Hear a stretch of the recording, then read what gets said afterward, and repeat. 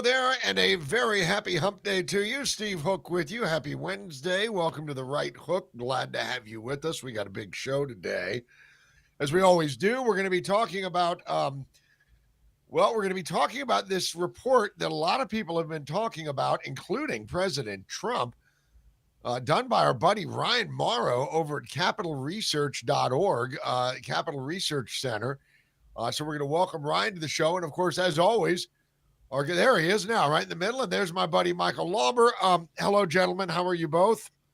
Oh, Doing all living the right. dream. Living the dream. That's all we can do. Good to The see you, dream is Ryan. being on the show.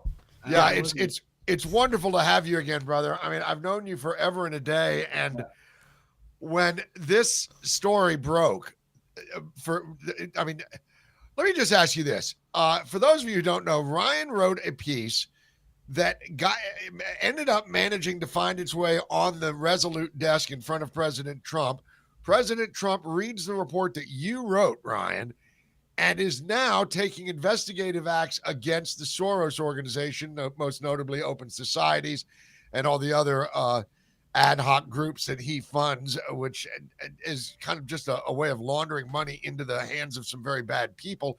And your report did a hell of a job of kind of connecting the dots.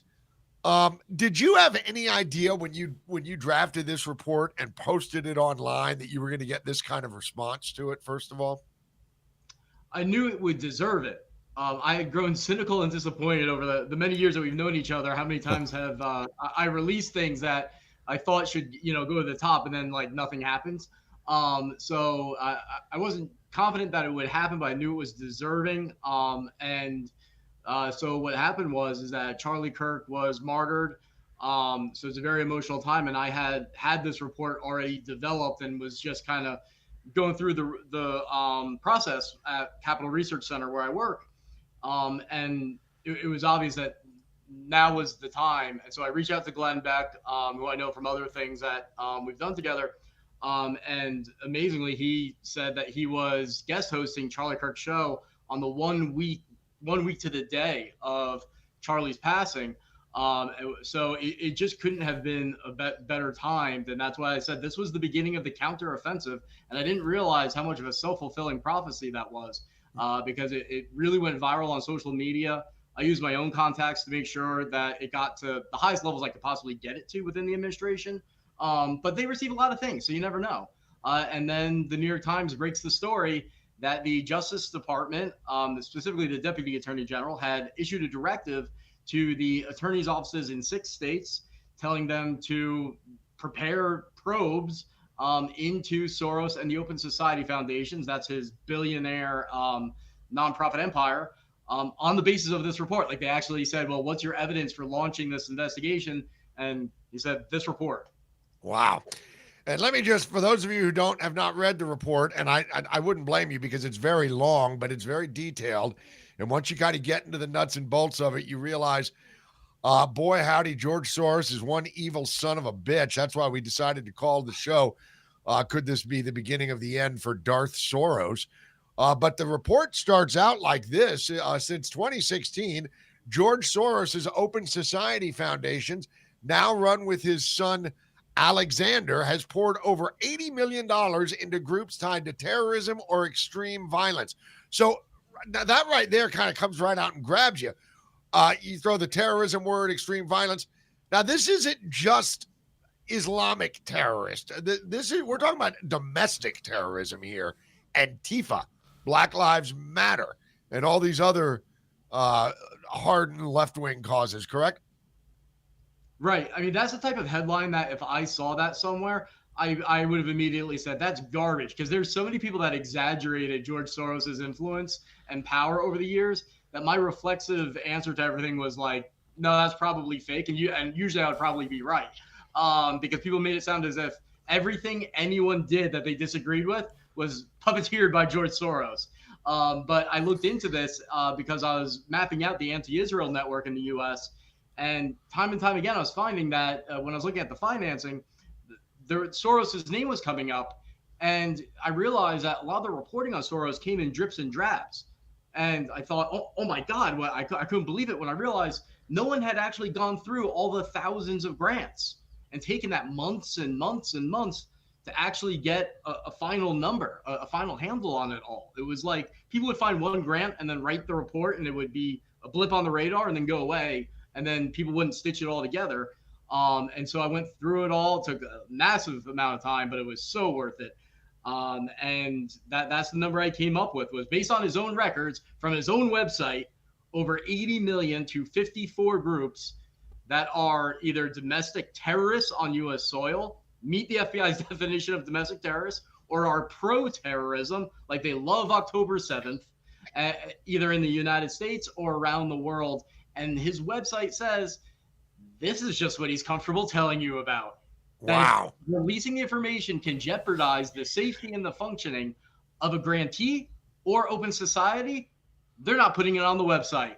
So this is the evil that he is feels so empowered to tell you about. So what are they hiding? Yeah. Well, maybe that's what these probes are going to get to the bottom of. That's what I hope. And so what the defense is, well, there's going to be a few defenses. The defense so far, the Open Society, they put out a public statement saying, we do not finance terrorism. This is people trying to take away our right to free speech, which is the same answer they've given in the past, where they just say, well, what's your rebuttal to this substantive information based on your own filings? And that's not true. That's not true. Me, okay, bro. well, what about that's not true? Like, there's no substantive discussion whatsoever. And by the way, like one of the recommended actions, the one that's the easiest by far, is revoking the tax exempt status, because the IRS code says that a tax exempt group cannot engage in or encourage or plan or sponsor criminal activity. It's right there. And so they're trying to prep the ground to make the argument that free speech means that you get a tax exempt nonprofit status of your own. That is a privilege. It is not a right. We are not stupid, and no one's going to fall for it. They know that they're screwed, so that's why that they're going to deploy that argument. But the other thing is they're going to say, oh, well, it was a mistake. We aren't responsible for what these groups do with the money. And in some of these cases, these are like Hamas-linked groups that have a human rights orientation. So if you want to bend over backwards, maybe you could say that's true. But Center for Third World Organizing, that got like $400,000 from them, like that's all they do. All they do is subversion and criminal stuff. So you can't even use that. So, I mean, to any fair-minded person, I mean, they're screwed. Whether Soros and all them could get locked up, I don't know, because I don't know what they'll find. But in terms of the IRS code, I mean, there's no way they can get out of this one if the will exists to have it taken away. They can't win. Exactly. And yeah, that's my big takeaway is, whether or not Soros goes to jail or not, it's not to say that it's irrelevant, but shutting down this this giant organization that's essentially laundering money through all these little NGOs. We watch it matriculate out to all their little soldiers on the ground, but shutting down that operation, especially like Umbrella, Umbrella Capital or Umbrella Research or Umbrella Advisors.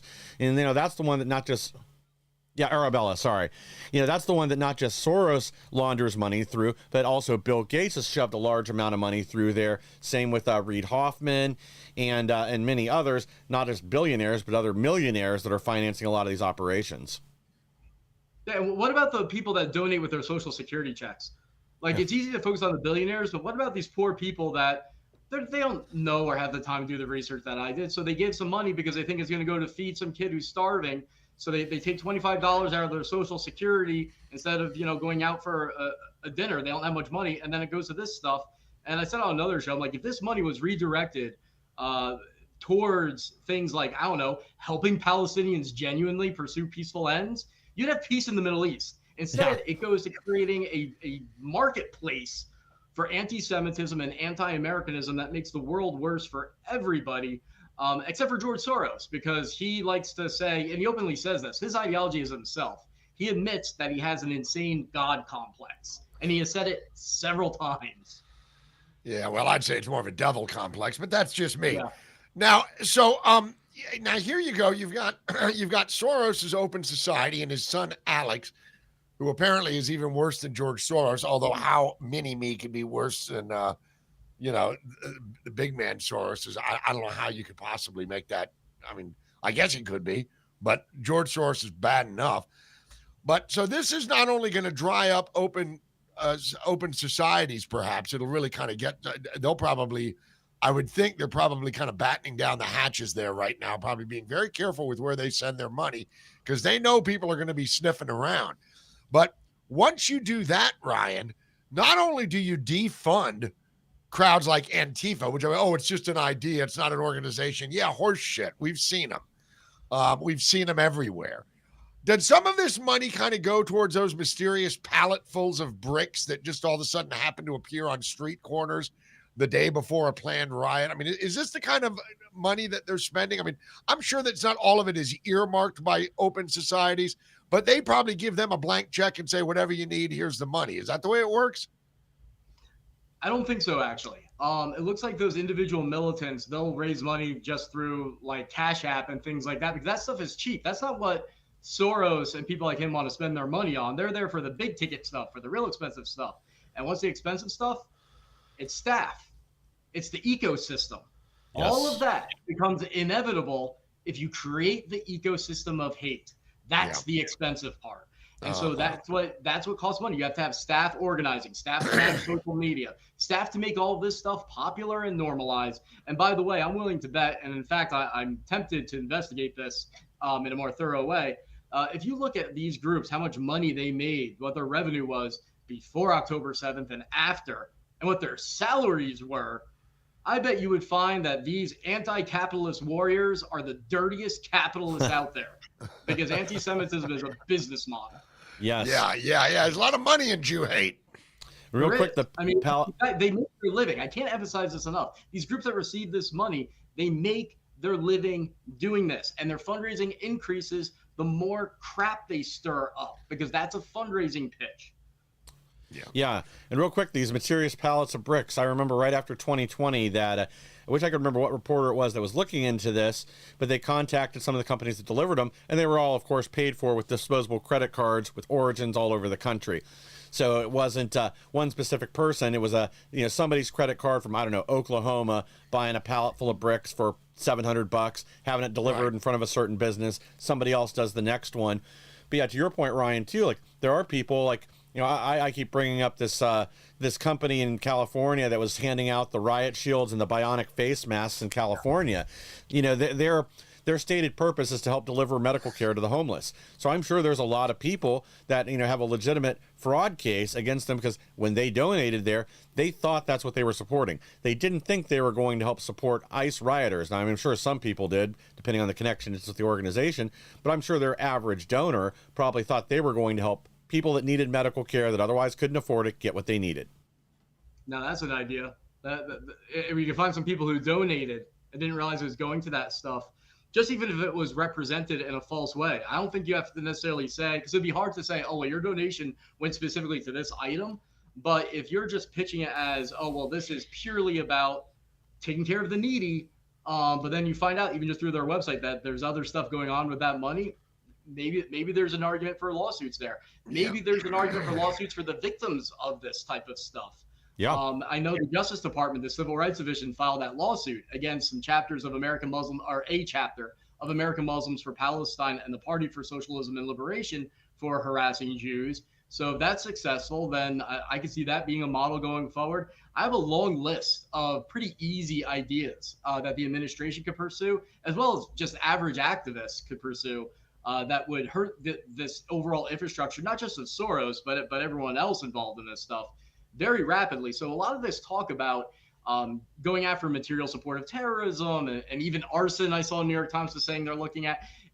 Maybe it works, maybe it doesn't. You don't know what you come up with when you go through the emails, because there's a strong enough basis. But I prefer to keep the conversation on the IRS code and some of this easier stuff, because I just don't want to get sidetracked. Pursue everything, but I don't want to forget that you've got them. I don't know. I assume I'd say you got them by the balls in a few areas. Yeah. Yes. Yeah. So in other words, keep your eye on the big picture, eye on the prize. I'll tell you something. You could not have had a more willing man in office when you dropped this report, because Trump is obviously going after these people. People say, "Oh, Trump is so vindictive. He's using the DOJ to weaponize the government agencies." I'm like, "Oh, just shut up. we've all watched it over the last decade. If I were Trump, I'd be going after everybody too. But this is more nefarious because, as you rightly point out, a lot of people that are donating to these groups think that they're donating to help poor people that are homeless or on the balls of their ass. They don't really have much. They need the help. And in reality, it's going, maybe a little bit of it is siphoned off for that. Who knows? I don't know.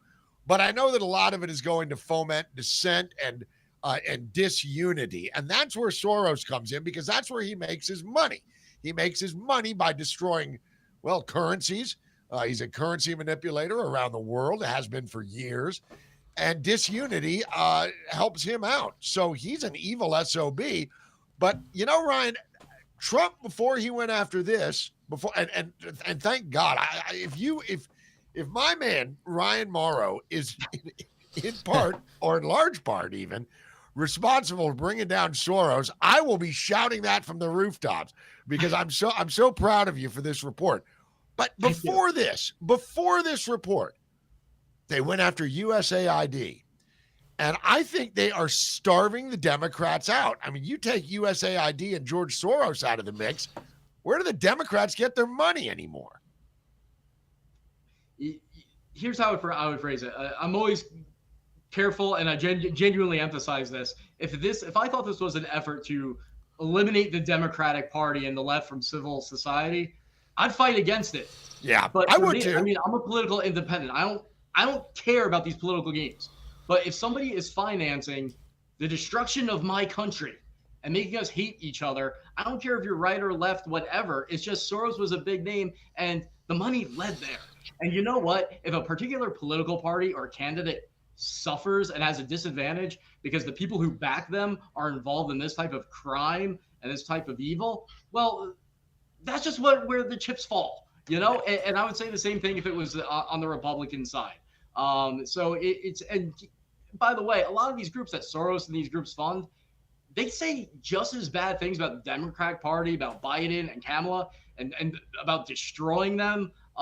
Even say that they're not liberal because they say they're leftist because they're so radical, that it's comparable to what they say about the Republican Party. So to me, like these Antifa people, if you call them a Democrat or like a liberal or left winger, they want to kill you.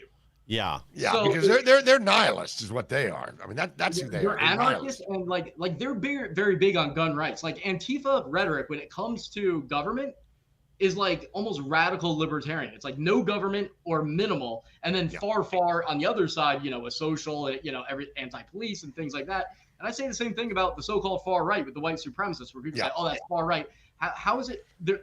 There's nothing conservative about what white supremacists believe, especially because most of them are open fascists. That's big government. That's the opposite of conservative. So this left-right thing is being exploited by people like Soros to make it sound like Trump is acting like a dictator to destroy civil society.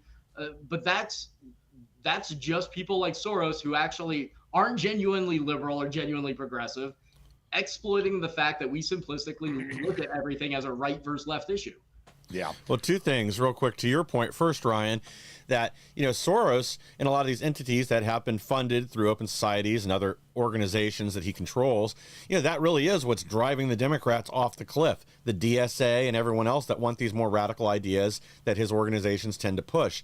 But also to your point there, Steve, you know, we also got to look at, you know, the Democrats are going to be facing a massive cash flow problem. We already talked about how their donations have essentially evaporated after they paid off Kamala Harris's bar tab. They only had $15 million left in the bank. They're not getting money from their donors.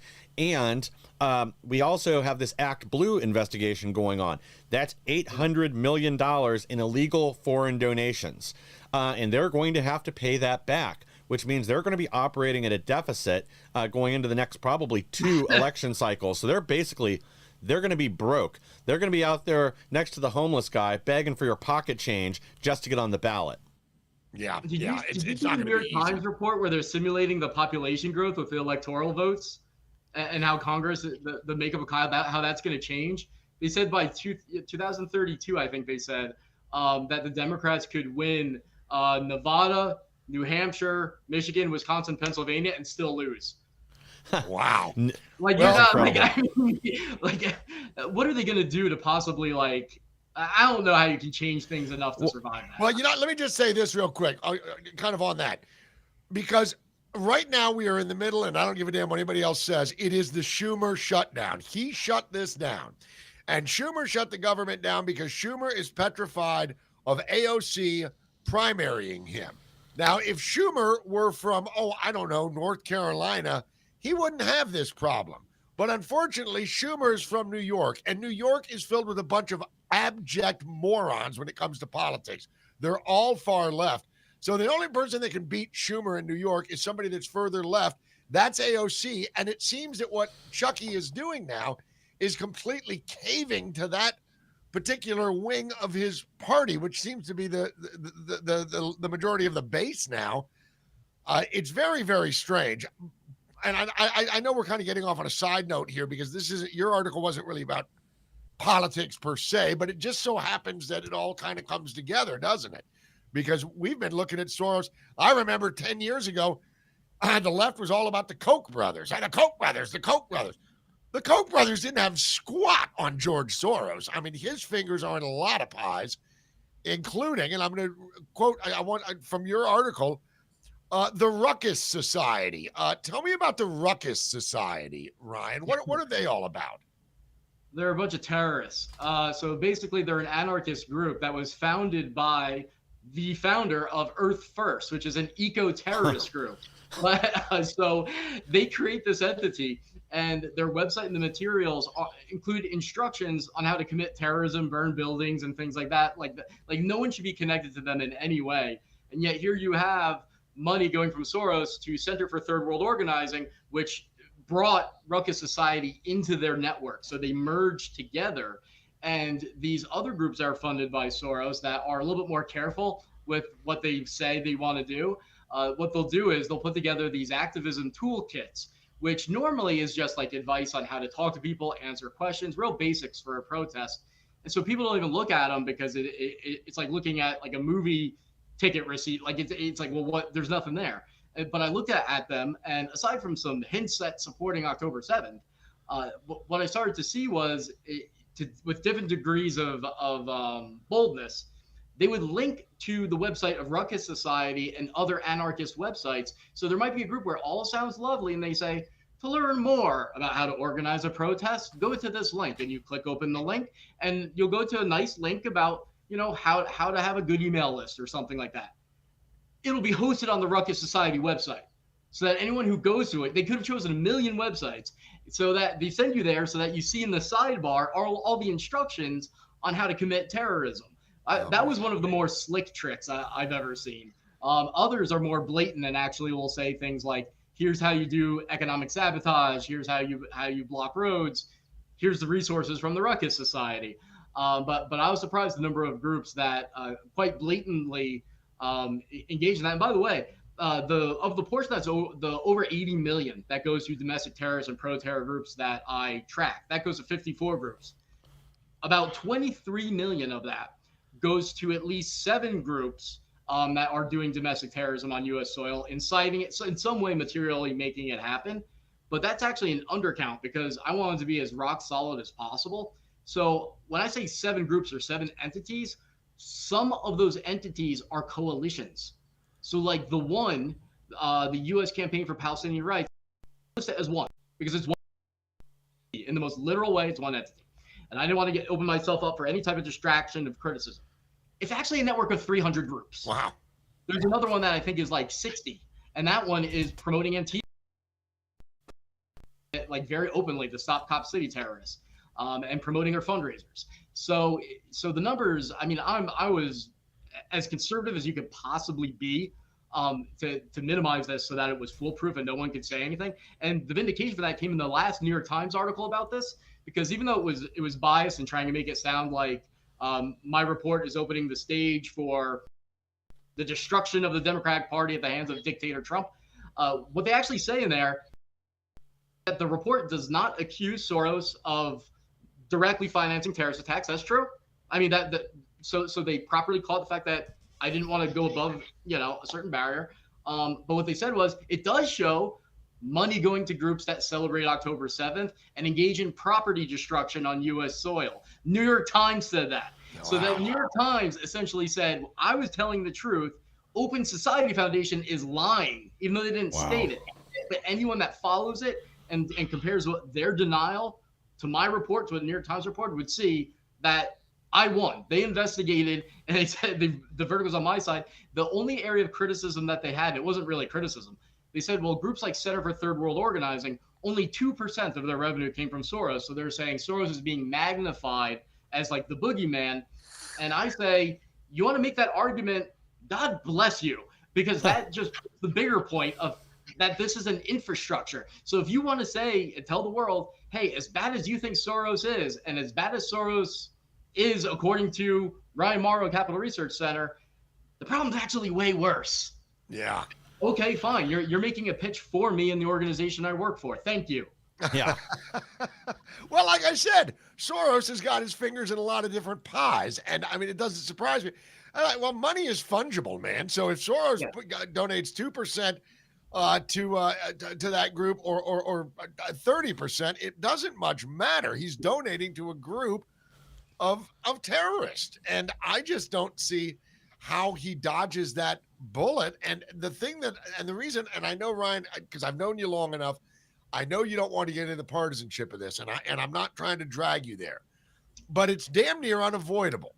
And the only reason it's unavoidable is because the Democrats have leaned so far left that they're embracing groups like this. They're defending them. Or they're saying, oh, Antifa's just an idea. And it could be a misguided idea, but it's just an idea. Well, an idea didn't bomb the federal courthouse in Portland, Oregon for 60 bloody nights in a row. That wasn't an idea. That was a bunch of people in blacked out, what do they call that, Michael? Black bloc. Black bloc. Yeah, there you go. That wasn't an idea that did that. Those were people, and those people were funded. And this is the thing. I mean, I don't understand how this avoids really screwing Soros and his son Alex, little mini me, and how it doesn't affect Democrats in large, because this is who they're embracing. This seems like a perfect opportunity for the Democrats to jump off this crazy ship they're on and say, you know what, we don't want any part of this. We're getting back to, but I don't know that they have the testicular fortitude to make that jump. But in my experience, and I assume this is true of some Democratic officials, is that at least most of my Democratic friends, they don't like Antifa, but they are still acting tribally because they think that these are triggered Democrats. They think these are Democrats that just can't take it anymore. And they don't realize that they are anarchists, they're communists, they're Marxists who would destroy them just like they would destroy the Republican Party if they could. And the answer is to ask them, treat them as if they're part of your base, because them actually don't vote. Many of them, if they vote for third party. That's what they did last time around. So they're trying to cast it as if like these are the grassroots part of your base. It's a lie. They're not. And so, I mean, it'll never happen. But if I was ever in the same room as Chuck Schumer or some of the Democratic Party leaders, I would open with a picture I found of an anti-Israel protest where one of the protesters, and one of the groups put a picture of what I'm about to describe on their Instagram, is dressed as a Hamas member with a mask of Joe Biden looking bloodied with red marker as if they beheaded him, and everyone's cheering. And I would say, look, that's who you're embracing. Don't think these are triggered Democrats. They're people that want to destroy you, and they're not going to vote for you. So if you think that you're going to win, I mean, the whatever degree of votes you get from kissing their butts, you're going to lose from the middle, from the center left. So just relegate them to the fringes and don't placate to them. Well, and that, what you see, and that right there, what you just said, that is exactly why I say I don't get their logic. Because yes, by their very nature, anarchists and nihilists don't give a damn about anybody, and they would just as soon burn the whole place down. But I guess the Democrats' base has shrunk so much that they feel like, well, these are, the enemy of my enemy is my friend kind of vibe going on here. It's Saul Alinsky kind of tactics.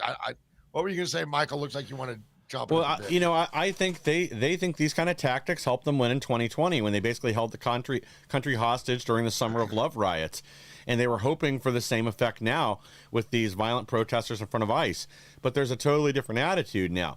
After going through the lockdowns, after seeing what was, getting the truth out finally, both with George Floyd and everything around that, the country's attitude has totally, totally changed. And even then, I think most people felt like they thought if they were just nice and they were compliant and they bent the knee to BLM and Antifa and everybody else, the problem would just go away. Well, now they've learned that's not the case. And yeah, to your point, Steve, that, these people are basically like the kind of people, the Joker would recruit in a Batman movie. It's the criminally insane. They really just want chaos and anarchy, even though they consider themselves to be, far leftist out there punching Nazis and fighting fascism.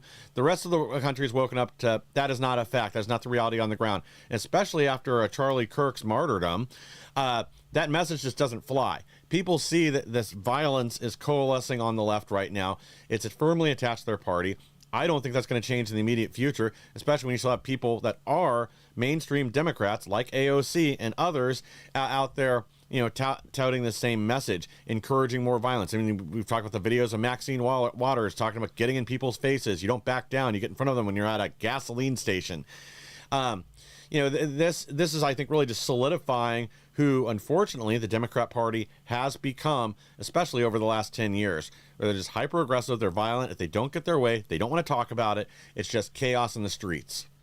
Well, Ryan, back to the report, because the report did more than just shine a light on George and Alex Soros and open societies and all that. It really shined a light on the political chasm that we're seeing inside the country right now. And I think that's part of the reason the New York Times picked up on it, was because they realized that, hey, if you go after George Soros and Alex Soros and that money pit bag, you are absolutely playing with a political bombshell against the DNC right now. I think the New York Times knows that.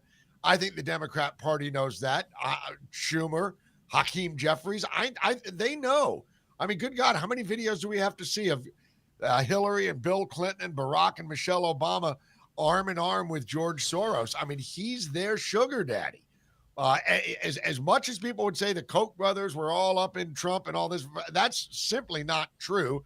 The Koch brothers, well, there's only one of them now, but the Koch brothers were basically kind of, I mean, if we're honest, they're not really a hardcore Republican conservatives. That you may say they're independents. You may say there's a libertarian streak there.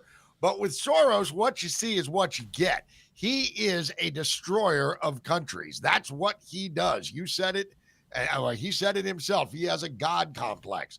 I remember when Trump first ran for office, he said, I'll spend $100 million of my own money to make sure that man never gets into office. And he's damn near done that and probably more since that time. The implications of this, have you spoken to anyone in the administration? I mean, if we know that Trump saw it, we know the president read your piece. Has anybody from the administration reached out to you? And are you expecting to be hauled before Congress and put under oath and have to give a deposition here pretty soon? I would love that. I mean, I have so many, and so does my colleagues at Capital Research Center. If they said, show us the groups that are breaking the law and whose tax exempt statuses we can take away and which groups we need to investigate, we could so quickly go in there, and within weeks you could see action start taking place, and it would be like an apocalyptic event for this whole seditionist movement. But have I talked to anyone in the administration? Believe it or not, not really. I use contacts that I have to get the report to the senior most levels that then got it to more senior levels. Glenn Beck openly said that he was going to bring it to President Trump. I have not gotten a phone call from the administration, believe it or not. So everything I've heard has been secondhand or reported through the New York Times. And so that's why I'm a little bit concerned about what might be an overemphasis on the material support to terrorism investigation when, like I said, I've got like 20 different ideas on things that you can do that are much easier. But I hadn't really thought through also, so just to compliment you guys, you made a big point that I hadn't really thought through, that if the Democrats go on a losing streak, I could easily see them scapegoating anyone involved in taking down Soros as saying, well, that's why you cut off our money. Yeah. And then escaping personal responsibility by saying, "Oh well, that'll be a surreal moment for me if that were to happen." But there is a realignment happening, I think, because Ryan eventually, Morrow takes down George and Alex Soros and destroys the Democrat Party with one report. Yeah, we lost USAID. Then they took down Soros. They stopped our money laundering through the Treasury and everywhere else. And now we just can't win without your money and the billions from George Soros. A big self-own there. That's true. That's a really funny thought. That like if they complain about this too much, they're admitting that they're beholden to a billionaire who's an extremist, which is quite hypocritical and ironic. But I think there's a political realignment that's going to happen. I think that I purposely make sure I spend some hours every day in the Democratic ecosystem. That's partially because I am a political independent. I've voted for both parties, and so I do kind of on a day-to-day basis I sympathize with both sides on certain things. And there is a real fissure on what we call the left, even though I think left and right doesn't exist anymore. And the realignment is going to be eventually this Antifa seditionist pro-Hamas movement. There's going to be a break with your typical Democrat. That's going to happen. It might be if they ever get back in office. It might be then. I don't know, but it's going to break. But at the same time, you're also seeing some things break on the right, where you have people like Candace Owens and Tucker to some degree coming against Trump, who are also anti-Semitic, and a lot of their rhetoric, without realizing it, mirrors the seditionists on the left. Yeah. And so Candace what I've really talked kinda about for gone off the years beaten about that path we need to lately. change how we view these things, because it's really the seditionist movement and all of us that are well-meaning against them, and then we vote differently, but it's actually all of us against them. I think you're starting to see that happen before our eyes. It's just people haven't really put the pieces together on it yet. But if this network starts crumbling, I think that's going to become more and more clear. I don't know what that looks like politically, how that changes things. It's just a very interesting thought. But as an analyst, I can tell you that trend is there, for sure. For sure. Well, yeah. listen, we're gonna have to take a break here, but when we get back, I want to dig just a little bit deeper into this, and also kind of because Ryan, I'm telling you, man, I would not be at all surprised if you get called before Congress to testify, because this report is not only well researched, it's so exhaustive in its research. And the irony of it all is, or the blunt truth of it all is all you did was follow the money. I mean, it's the oldest line in DC: follow the money, and you followed the money, which was provided by Soros's own OpenSocieties.org. And you can tell us how you did all that on the other side, because it's a fascinating story. You're watching The Right Hook. Our guest today, Ryan Morrow from the Capital Research Center, and his blockbuster report. Soros's Open Society gave $80 million to pro-terrorist groups. We'll be right back on the other side of this break to chat a little bit more about that right after this. You're still looking good. I'm still feeling good. You know, I've got all your MyPillow products. Mattress topper, bed sheets, MyPillows, towels, slippers, blankets. I'm interrupting this commercial to do something I've never done before. Get 2 MyPillows absolutely free on orders of $100 or more. I can't do this forever, so get on board with this great sale today. Our best-selling 6-piece bath towel sets or kitchen towel sets, just $29.98. Our famous standard MyPillows only $14.98. Queens $18.98. King size only $1 more. Body pillows $29.98. Multi-use MyPillow 2.0s with pillowcase $9.98. Save $40 on our Spring Percale and Giza Dream bed sheet sets. Any size, any color. So go to MyPillow.com or call that number on your screen. Use your promo code to save up to 80% on all MyPillow products. And when you spend $100 or more, get 2 standard MyPillows absolutely free. Well, you can't beat that deal. Go check it out. It's a great American company from a great American there, Mr. Mike Lindell, mypillow.com. Go to the website, look at what you want to buy, then call the number 1-800-749-7098. Drop the promo code HOOK and get additional savings. And what you just heard Mike say there, you spend $100 or more, you get 2 free standard MyPillows, and those are about $50 a piece. So spend $100, get $100, and plus get some savings with the promo code HOOK, 800-749-7098. We're back with Ryan Morrow from the Capital Research Center. Now, Ryan, you put this. How many pages is this report? I wasn't even counting them. It's about long. 90. How many? About 90, and it's not double spaced. Yeah. So, okay, call it a 300-page report. If it were a Washington-style report, they'd double space the hell out of it and put headers and footers on all of it. But it's a big report, and it's comprehensive. This wasn't just you nerding out one day. This obviously took a lot of time and energy. But I was amazed when you told me off air where you got most of the info. Why don't you share that with us all? I got it from Soros.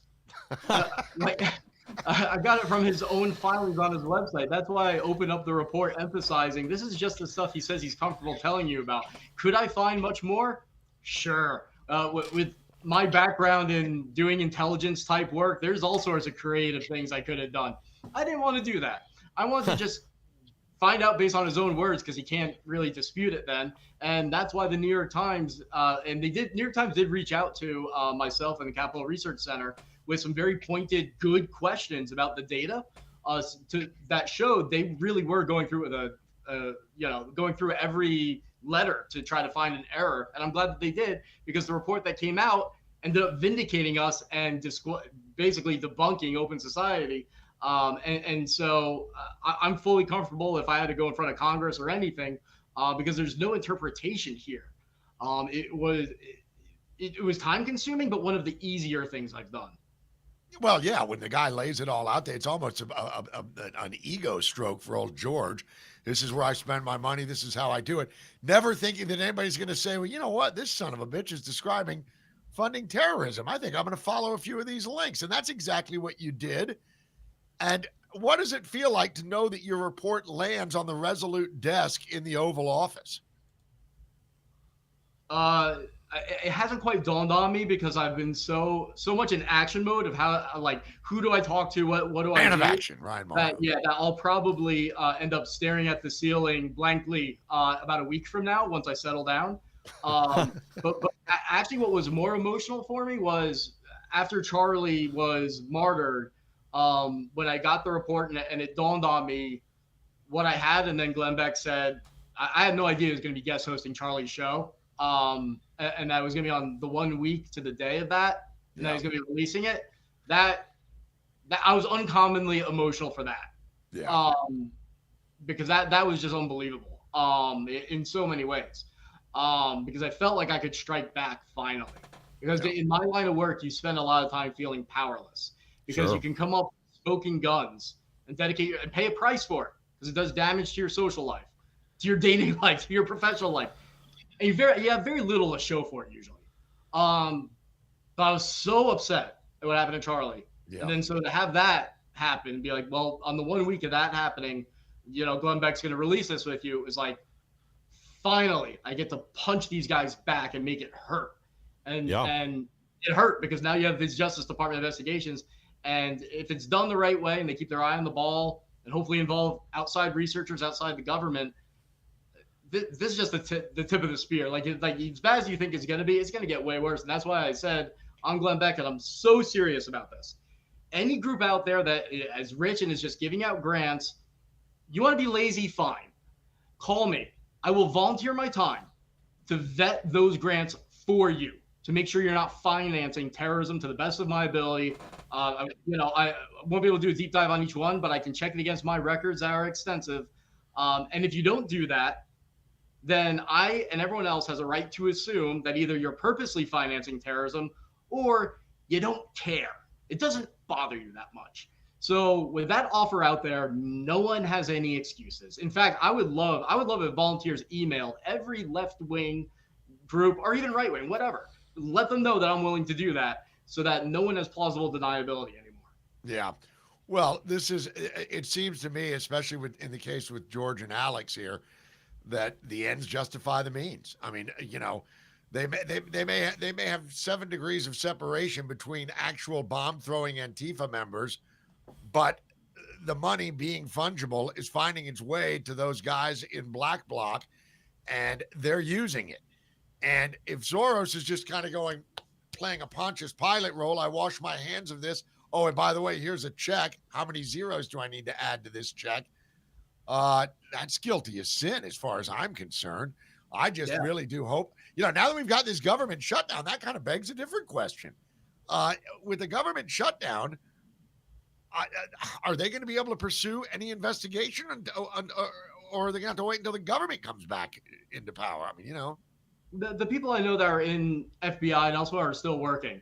They're not getting paid. They'll get back pay, and there's apparently tax consequences, so they end up suffering, but they still work. Yeah. And those that care about this issue, they would work anyway, because they're in it for the right reasons. So I'm not too concerned on that front. But what I'm excited to see is, because just like you said, there might be just enough separation where they can say, oh, well, we're not financing terror. Although I think with Center for Third World organizing some of these, it's hard for them to even make that argument. But there's enough evidence for an investigation, and everyone has to remember that the verdict isn't based off of what triggers the investigation. It's off of what the investigation turns up. There's enough. And so what's that conversation like between Soros's group and Center for Third World Organizing or some of these other groups? And they say, well, what are you going to do with the money? What are they emailing each other? What do their notes say? Because I understand that they have this kind of like vague description in the grant on their website. But if your group is dedicated to this type of thing, some conversation about it has to take place, because what else is there to talk about? Yeah. And so I'm sure there's damning statements in there. Let me ask you real quick. And I know Michael wants to jump in here, but I just want to ask you this. Has anyone from any of these groups, whether it's Third World Organizing, whether it's Ruckus, the Ruckus Society, whether it's Soros's Open Society itself, have any of them reached out to you with any kind of legal threats or any kind of threats of any nature, and just said you better keep your head down? Have you heard? Because I would suspect that you've already cost George Soros a couple of $1 million in attorney's fees. So feathering your cap for that, you've already made that old Darth Soros bastard spend money protecting his own ass. But have any of them reached out to you with any kind of a threat or just kind of an insinuation of a possible threat? No, because what I wrote was not an op-ed. Like, how can you sue me for copying and pasting your own grant descriptions? like if they want to be that dumb, and as dumb as some of them are, I don't think they're that dumb. Like, go ahead, give me that gift. Yeah. Can you imagine what Discovery would be like? I mean, like, can you imagine? I would bring in every single one of my friends to go through every one of their files. Like, Discovery would be Christmas on steroids for me. So I'm sure they're aware of that. Yeah. Well, I mean, to your point, some of these other little internet sleuths have already taken some of your work and connected it to different on-the-ground groups where the money went through, entity X to entity Y to this NGO to that NGO, and then funneled down to, I have a mental block on the name of this, Transgender Gun Club from Salt Lake City, that indirectly, if you file it down, they got X amount of number for their little tranny gun club. Gun club, too. That one probably, too. Yeah, I saw an article already, though, written up on how that gun club that the Charlie Kirk shooter or his boyfriend, one of the two, the little furry, belonged to there in Utah, and were communicating on their message board, that even that got money that was funneled down through Soros initially, and also from, believe it or not, the UN. But again, you're already making people look. And I think somebody like this data Republican, I mean, that's, if I were you, I mean, you should reach out and... Oh, good. Yeah, because she's, an expert, too, at tracking all this stuff down and seeing where it matriculates out to. Because, I mean, I think that's the real consequence. I mean, I'm glad to see that there's going to be a real investigation. I think removing the tax exempt status should be number one. I agree with you 100%. Yeah, absolutely. But I think getting some people to help illustrate exactly where these dollars were spent, where they went on the ground, and then we can leave it to the federal government to make the case that it was knowingly done. I mean, obviously that's what all of us suspect, but that this was the intention of spending that money and laundering it through all these NGOs so they can pretend to be hands off, but they know what the results are that they're actually looking for. Yeah. I mean, I wish, it's too bad. Like, if I had an employee or a partner or whatever who could just aggregate all the information from civilian researchers outside of government, because, man, I love seeing other people take my work and then going a step further and going in all, because there's so many trails, and the intel I'm getting from people is awesome. Really? But it's not all brought into one spot. I mean, there's it's got to be hundreds of other groups people have told me about and shown trails to. I'm And sure. but I don't have the staff or the resources to put it all together into reports and publish it and give it to the government. But if I had one or two people whose like full-time job was that, where it's just like, look, everyone that's doing anything, just bring it in one spot so that we can give it to the Justice Department and systematically go after this. I mean, the impact would be world changing. Ryan, I would just say this. I'll tell you who does have those resources. Glenn Beck, for God's sake. So it's a good thing that he reached out to you, because when I saw the report, and this is absolutely 100%. I mean, even before I knew that you did the thing on Charlie's week anniversary of his martyrdom, when I read that report, it reminded me. Remember when Glenn Beck used to have the big chalkboard and he would show you this, and he'd circle this, and then he would draw it to this circle, and then that circle would branch off to 3 other circles, and then, oh, now look at this triangle down here. That's what the report reads like. It's like, my God, this is just a whole blueprint of how this money is, kind of laundered, kind of washed from one organization to this organization. That's Glenn Beck's wheelhouse. I'm surprised that he hasn't reached out to you and said, let's get a team around you and go out and chase this thing down and run it to the ground. Well, this is strong vindication, because I remember how much he was mocked for that. And that's just because of the way it was demonstrated, but there was no other way on TV to demonstrate it. Like, that's like, doing that is the only way you can do it. But this does vindicate all of that. It's not like guilt by association at all, because this is all direct stuff. And so the potential here for change is just really just so massive. So I'm excited about that, and hopefully something happens where everyone's doing such great work that there were to be like a fusion center that brought it all together. I mean, the stuff that would happen would be amazing. And I would add, just again, so that it's not mischaracterized, when I follow these trails, not particularly with Soros, I do come across those white nationalist, anti-Semitic, crazy so-called right-wing groups in the same digital colonies. And so if someone's out there that's screw like, all of them, as far as I'm concerned. all these people, absolutely. But this is the way to go after because one ecosystem feeds into the other. Let's just crush the ecosystem of hate. Let's destroy the business. Yeah. Well, Charlie would have loved that, and it's poetic that you would have been there co-hosting his show a week after his martyrdom, and you drop a bombshell like this. Charlie had to be smiling down, saying, ha, we got you now. I'm wondering if, Ryan, are you going to follow up? Are you going to do a follow-up report? Because you have got so much stuff in this first report that it just kind of lends itself to, let's pick at the scab a little bit more. Do you have any intention of doing that? I have the intention. I would love to. It comes down to issues of resources and time management. And Capital Research Center does a lot of different things that you have to balance a lot of different priorities. So I hope so. We're certainly going to do all that we can, and I'll certainly do all that I can. I can tell you that. Well, by God, we'll help you to the extent that we can. But I mean, what you've done right now is just absolutely amazing, Ryan. I got to tell you, no kidding, friend. I've been bragging about knowing you. Let me just tell you something. In the last couple of months, I've had 2 people that I know well make it big.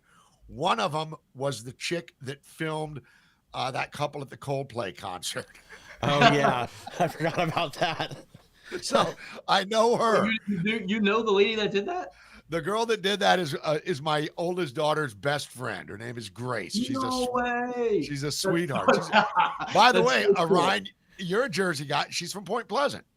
No kidding. Yeah, That's no so kidding. fun. So she's a Point Pleasant girl. And so I knew her, and I was like telling everybody, you know that video that's gone so viral? Well, I know that. And now here we are a month and a half later. I'm saying, you know how George Soros is about to get his ass destroyed? I know the guy that brought him down. So her story is more. Yeah. I do have one question for you. So, other than the sort of Soros response of "Nah, bro, that's not true," have you seen like any other defense or anybody else trying to say, "Oh, all this is nonsense," whatever, trying to defend what their organization is doing? Because I really haven't. No, isn't that? I mean, I guess it isn't weird because it's so rock solid. But I'm used to. There's been times I've done stuff where I release a smoking gun and people will deny it, but they'll make some attempt to make it sound like it's substantive. Exactly. I guess they don't have any room to play games with semantics on this one. Well, yeah, well, that's to your credit, by the way. Thank you. And that wasn't even entirely purposeful. It was just here's what it is, and because the most they can do is just say, oh, they want to take away our free speech and we don't finance terror. And that's the extent of Soros's statement publicly. It was just astonishing. The New York Times isn't going at, no one's going after. Yeah, but you know what, Ryan? The key word you just said there was publicly. I bet behind the scenes they are freaking. I bet they're spitting bullets.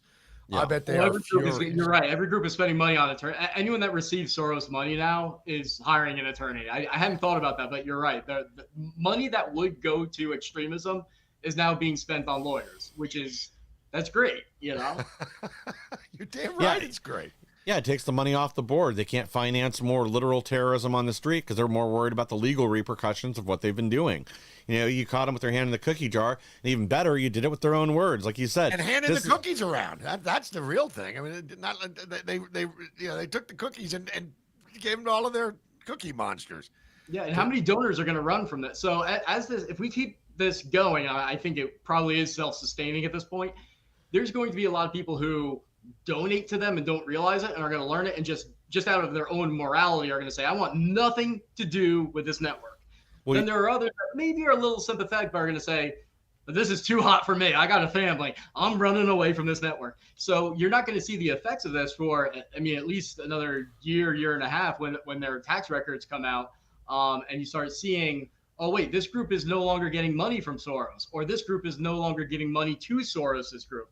Or these groups that got Soros's money are not getting money from other donors. Like there's a lot of players that are going to be scared and change their ways because of this. Yeah, and I did already see Bill Gates is now withdrawn financing Abarella Consulting.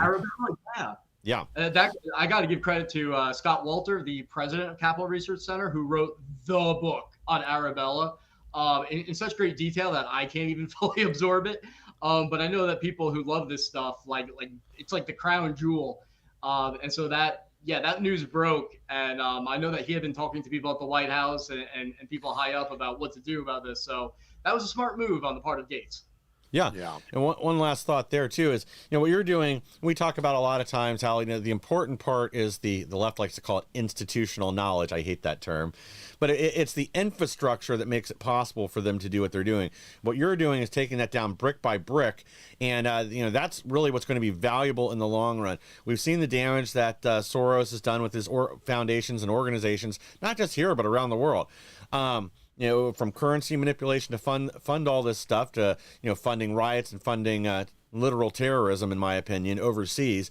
And now it's been brought here at home. But I think the work that you've done to take down his empire, that is using quite a his legacy own to leave. words. It's that's what's so beautiful about it.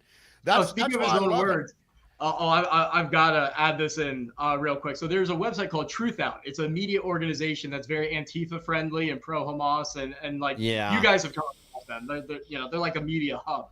So after my first report, this kind of like the predecessor of this one, Marching Towards Violence, which outlined over 150 pro-terror groups that are behind the protests. And then that's what led to me doing the Soros thing. So they're kind of like back to back. This is what an article about that report said. And so the same would be true of the Soros one, except 10 times over. It said that the recommendations and the research in my Marching Towards Violence report is a, quote, existential threat that could easily mean a quick death for most of the nonprofits connected to their cause because their tax exempt statuses would be revoked. And those that survive, it says, would suffer mass chaos. So they're panicking even before this report came out. And Yeah. so now it was like that was like the warm up punch, and then we just gave him the knockout, and they've confirmed. They said like this is how you defeat them. They have confirmed it. So Wow. yeah, this is the path to go down. Well, Ryan, listen, man, thank you so much. Folks, I would strongly suggest you follow Ryan on all of his socials. Go to follow him on X and, of course, capitalresearchcenter.org. And you can go read the entire report. It's a long one, but I mean, one thing I liked about it, Ryan, I'll just say this on a side note. It's very readable. I mean, it's a very easy report. It's not like it's loaded with lawyerese and crap. You can, anybody, any man can pick it up and figure out where it goes. Because, like you said, you use Soros's own Open Society's pages and stuff. It's just wonderful. So I hope that we can get you back on here again, my friend, and Sure. follow up with this, because I suspect, man, that within the next 6 months or so, especially after this whole government crap, the government shutdown, I bet you're going to be getting you've breathed some oxygen into something here, and the embers are just starting to glow. But I suspect it's going to be a conflagration here before long. It's gonna blow up, and then you're gonna be called before Congress, and then I'll be watching you on C-SPAN. Yep, and I'll be texting you, making fun of the politicians in the room afterwards. Yeah, can you believe Just Jamie hoping that Raskin's you don't hair? publish my text. Yeah, Perfect. Yeah. yeah. Bernie Sanders' breath smells like salami. Yeah, right. All right. Well, Ryan Morrow, Capital Research Center, thank you so much, brother. And I guess that's gonna do it. You got anything else to say, Michael? Nope. I just want to thank you guys for joining. Thank you, Ryan, for joining us. To the audience, please like, share, and subscribe. Help us to grow so we can bring more people the news the mainstream media doesn't want you to hear. And we'll be back on Friday with even more. See you. Thank you.